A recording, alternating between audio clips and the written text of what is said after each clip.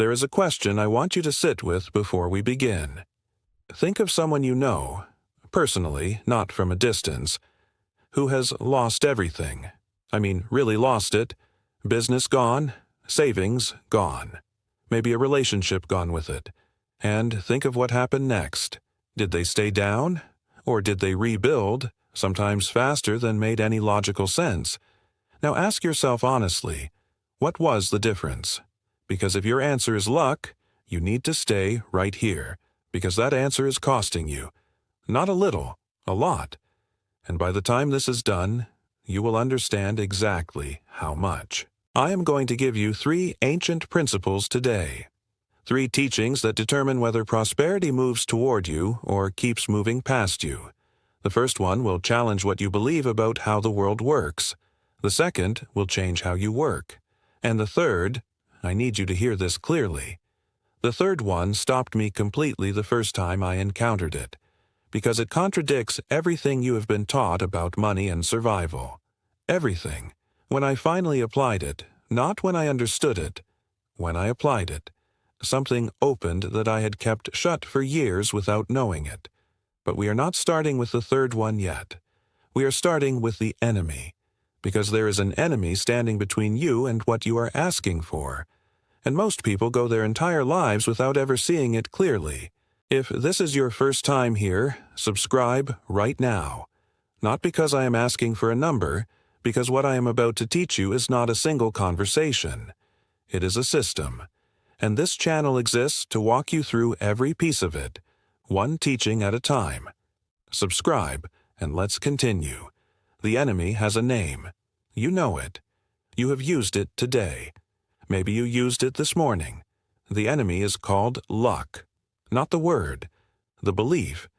The deep, quiet, automatic belief that prosperity is distributed by some invisible hand that chose other people, not you.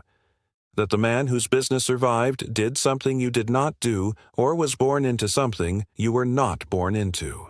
That the woman who rebuilt after catastrophe got a break you were not given. That belief is not humility. It is not realism. It is a trap. And it is a trap with teeth. Here is what luck as a belief actually does. It takes your hands off the wheel. It turns you into a passenger in your own financial life. It means that every time things go wrong, the reason is somewhere outside of you. And every time things go right, it will not last because it was not yours to begin with. You cannot build on luck. You cannot pass luck to your children. You cannot align with luck, sharpen luck, or strengthen it. Luck is, by definition, outside your reach. And this is why Jewish tradition, one of the oldest continuous systems of thought about money, blessing, and legacy on the face of this earth, does not use the word. When someone faces a challenge, you do not say, good luck. You say, Bahatzlacha. May you succeed through your effort. The wish itself carries a doctrine. Success is not distributed randomly. It is earned through alignment, action, and a covenant with the one who set the system in motion. That doctrine has walked through fire. It has been tested in every possible way. And it has produced, generation after generation, people who rebuild, people who do not wait to be selected, people who understand that there is a system, and that system can be learned. The first teaching is this: prosperity does not operate by chance. It operates by law. There is a principle in Jewish thought, not a hope, not a wish, but a stated reality, that a person who stands in proper alignment with their purpose and acts from that alignment does not live subject to the wheel of chance. The wheel of chance governs the nations, but someone who is aligned, who has done the work of knowing what they are supposed to be doing and does it, enters a different kind of operating space. One governed not by randomness, but by covenant. What does that mean in practice? It means the first move is not strategy. It is language and belief. What you call your situation shapes what you do with it. A man who calls his bankruptcy bad luck will wait for good luck to fix it. A man who calls it a signal, a disruption in alignment, will immediately ask, what is the system, and where did I step out of it? One is passive, one is active. One waits, one moves. This is not philosophy, this is the first discipline, and it begins tonight. Starting tonight, for 7 days, every time you catch yourself using the word luck, stop. Replace it with the word alignment. If something is not working, it is not bad luck. It is a misalignment somewhere. In your effort, your direction, your relationship with giving, or your relationship with trust. Name it as a misalignment, and you become capable of finding it. Name it as luck, and you are finished before you start. That is your first instruction. Simple. Daily. Non-negotiable. But here is what I need you to understand. The discipline of alignment is not just mental. It requires a partner, and the second principle tells you exactly how that partnership works, and why most people get it completely wrong, even the disciplined ones. Stay with me, because this is where people who work hard usually get the most offended, and where they also find the most relief. The second teaching has 2 parts that cannot be separated. If you take only one of them, you end up either exhausted or passive. Both of them are useless without the other. The first part is called Hishtadlut. It means human effort. It means you show up, you prepare, you build, you knock on the door, you make the call, you do the work that is yours to do. This is not optional. It is not secondary. You do not sit and wait for blessing to fall on you. Effort is the vessel through which blessing travels. Without the vessel, nothing arrives. But here is where the religious man and the secular man often make the same mistake in opposite directions. The secular man believes that effort is everything, that if you grind hard enough, long enough, smart enough, the result is yours to command. He is exhausted, controlling, and brittle. When the result does not come despite maximum effort, he breaks, because he had no second part. The second part is called Bitachon. It means trust. Not passive trust, not, I will sit here and trust that it works out. Active trust. The kind of trust that says, I have done what is mine to do. The outcome is not mine to manufacture. I release my grip on the result and put my effort in its place. Together, Hishtadlut and Bitachon are not a balance. They are a sequence. You act fully. You release the outcome. You act again. And this is the practical instruction. Take a piece of paper. Draw a line down the middle. On the left side, write, my part. On the right side, write, not my part. Now take the financial challenge in front of you right now, the one keeping you up, the one you have been grinding on alone, and divide it. Write on the left side every action that is genuinely yours to take, the call you need to make, the meeting you need to request, the discipline you need to apply. Write it, not in your head, on paper. Then on the right side, write what you have been trying to control that is not yours to control. The timing, the other person's decision, the market, the outcome. Write it, and then, this is the part that costs something, let the right side go. Place it in the hand of the one who runs what you do not run. You will want to cross back over and grab the right side again. That is the natural pull of fear. Resist it. Your job is the left column. The system handles the right. This practice does not make you passive. It makes you precise. You stop wasting effort on what you cannot change and start concentrating it on what you can. The man who applies Hishtadlut and Bitachon together does not work less. He works cleaner, and clean work produces results that grinding alone never reaches. I want to tell you about a man I will call David. He had spent 11 years building a small import business. Not glamorous.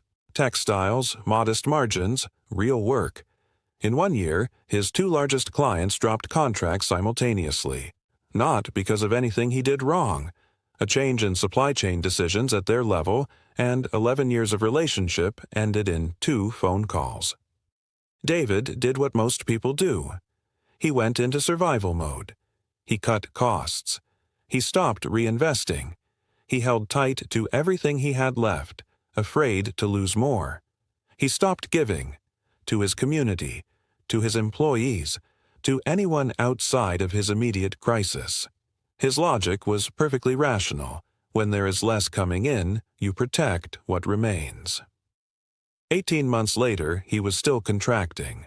Not because the market was not there, because he had locked himself in a posture of scarcity that prevented him from seeing what was available.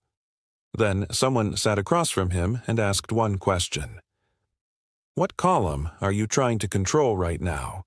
Your column or the other column? David did not answer immediately, because when he thought about it honestly, he realized he had been spending almost all of his energy on the right column, on outcomes he could not command, on decisions other people were making, on fear about the future. He went home and did the exercise. On the left, he wrote 5 real actions, specific, concrete, things he had been avoiding because he was too busy worrying. On the right, he wrote everything else, and he chose, it was a choice, not a feeling, to put the right column down. Within 60 days of making those 5 moves, he had 2 new contracts. Not the same size as what he lost. Bigger. Not because his luck changed, because his alignment changed. That story is not unusual. It is a pattern. It repeats across different people, different industries, different losses. Alignment plus action consistently outperforms grinding plus fear. This is not mystical. It is structural. But now I need to warn you about the third principle, because this is where most people stop. Not because they disagree, because it is the hardest thing I am going to ask of you today. It is the principle that separates the people who talk about prosperity from the people who live inside it. What I am about to show you contradicts everything you have been taught about what to do when money is scarce. Everything. And if you close this out before you hear it, you will keep the same ceiling you have always had. Stay. If this teaching is landing for you, if you feel something shifting, I want to ask you something before we reach the third principle. Do you need prayer right now? Is there a situation, financial, personal, something you have been carrying, where you need someone standing with you? Leave your name in the comments, that is all. Just your name. I read them, and I pray over them. You are not alone in this. And if this channel is helping you see things differently, subscribe now. There is more coming. You need every piece of this. The third principle is called Tzedakah. And before I explain it, I need to be precise about what it is, because most people have heard this word and misunderstood it completely. Tzedakah is not charity. Charity is voluntary. Charity is what you give when you have extra, when you feel generous, when the mood strikes you. Tzedakah is an obligation. It is a law. It is the act of releasing a portion of what comes through your hands back into the flow. Not because you feel like it, but because it is required by the covenant you live inside. The distinction matters, because charity is a luxury of abundance. Tzedakah is a discipline of every season, including the difficult ones, especially the difficult ones. And here is the principle that will challenge everything. You do not give after you have enough. You give before, not from what is left, from what arrives. Before the bills, before the expenses, before you calculate whether there is room. This is not an emotional appeal. It is a description of how the channel works. Here is the image. Think of money as water moving through a pipe. The pipe is you, your work, your effort, your alignment.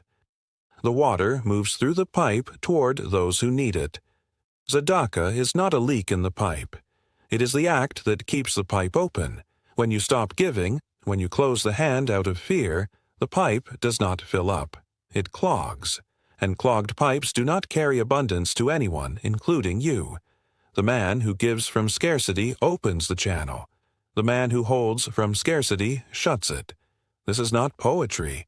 This is the testimony of thousands of years of people who tested it under conditions of real pressure. I know what the fear says. The fear says, I do not have enough to give right now, If I give 10% of this, I will not have enough for the bills that are coming. Give from what I have left after the obligations. That calculation is built on the assumption that your security lives in the total in your account. It does not. Your security lives in your alignment with the system that produces the account. Give first. Pay second. That sequence is the practice. Now, I am going to tell you something that happened. And I am not going to tell you it will be easy to believe, but I am going to tell you it is true. A woman I know, I will call her Rachel, was a single mother with 2 children running a small catering business. 3 years in, she was 8 months behind on her commercial lease and 2 months behind on the loan she had taken to buy equipment. She was doing the math every night and coming up short every time. A mentor told her, "Before you pay your next invoice, set aside 10% and give it away. Not eventually. First." She thought the advice was irresponsible. She said it directly. "I cannot give away money I do not have." Her mentor said, "You cannot afford not to.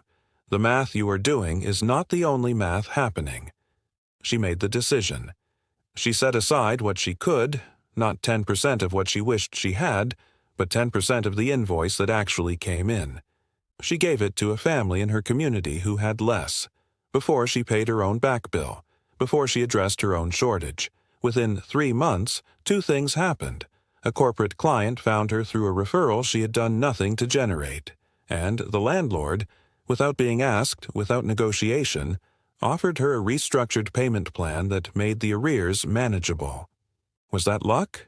You already know the answer. What changed was not her circumstances. What changed was her posture. She stopped operating from a closed hand. She stopped signaling, to herself and to the system, that there was not enough. She opened the channel, and the channel responded. This is the practical instruction for the third principle, starting with your next payment received. Whatever comes in this week, this month, set aside a percentage before you do anything else with it. Not after bills. Not after you calculate comfort.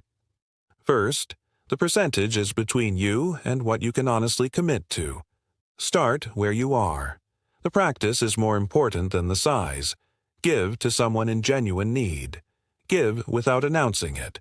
Give without tracking what you expect in return. Give as an act of law, not an act of mood, and then watch what happens to the pipe. Now, I want to bring these 3 principles together, not to repeat them, but to show you what they form. Reject luck as your operating model. Replace it with alignment. That is not a mindset shift. That is a shift in responsibility.